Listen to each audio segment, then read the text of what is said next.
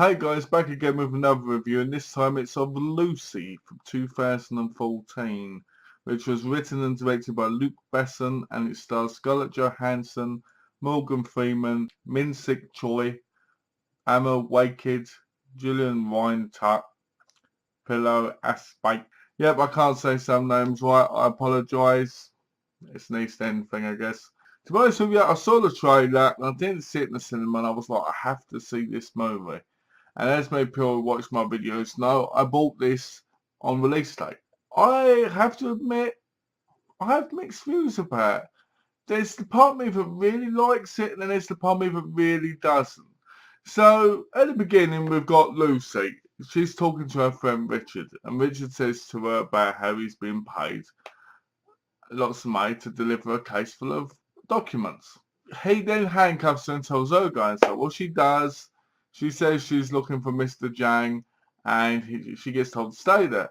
Well, as they come walking, Richard gets shot outside, and she ends up upstairs with Mr. Jang. Well, while she gets taken inside, she sees a lot of dead bodies on the floor. So she's panicking really badly, and she's like, really bad. And you're like, At the same time, it flashes between Lucy and wildlife, like leopards and tigers and stuff. That kind of wildlife. And it's really interesting to see that. It's kind of very artistic. So after she meets Mr. Jang, she ends up having drugs put in her as well as other people. These drugs leak, which mean that her brain, instead of using 10%, from 10% to 20%, 30%. And thus the movie starts getting a little bit more action. The problem I had with the movie was a few things. First of all, I didn't feel like there was enough character development.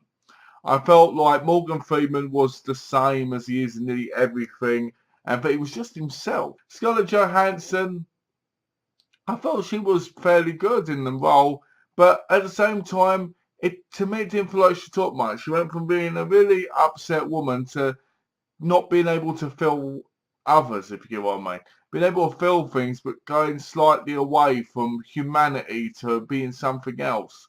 I like that. And I like the wildlife images. I like the images that kept popping up when Morgan Freeman's character, Professor Norman, was talking. He was teaching at like a university about what would happen if you had more than 10% in your brain.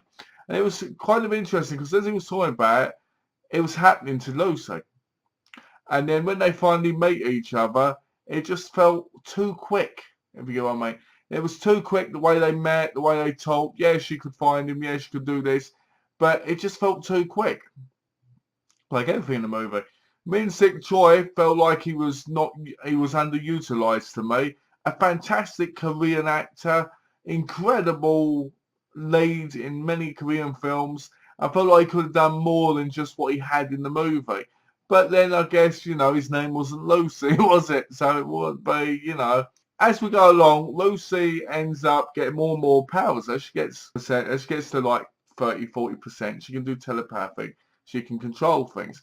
Now, by the time we get to about 50%, there's hardly anything she can do anymore, which is fresh. So it feels like halfway through, they run out of ideas.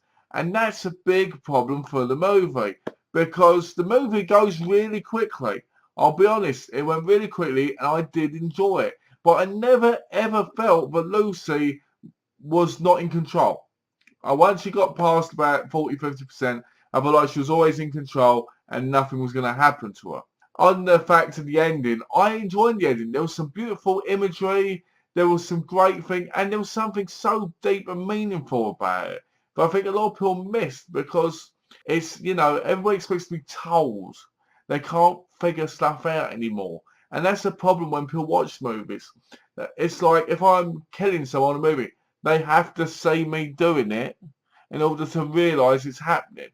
In this, the ending is very simple and it's very in your face, but at the same time it's a very beautiful end to a kind of good but hard story to follow, because it does get confusing sometimes. So overall, the film is a lot of fun, but at the same time, it's one of those films where you really need to pay attention. You need to watch. There is a lot of plot holes, and there is a lot of problems with it. but you'll enjoy it if you don't take it seriously. It's an okay movie. It's fun. It's exciting, and at the same time, downright silly, especially in that second half. But it's definitely worth a watch when it's cheaper if you haven't seen it. So I'll give it a 3 out of 5 because I did enjoy watching it, but I felt like there was so much that could have happened in the movie. So much potential. There should be a lot more character development. There should have been a lot more storytelling. I felt like they rushed it in the first 40 minutes. I feel like if the movie had been 2 hours long, it probably would have been able to get that character development more instead of just the odd bit in there. But yeah, so as always, guys, thanks for watching. Have a lovely day. Take care. See you soon.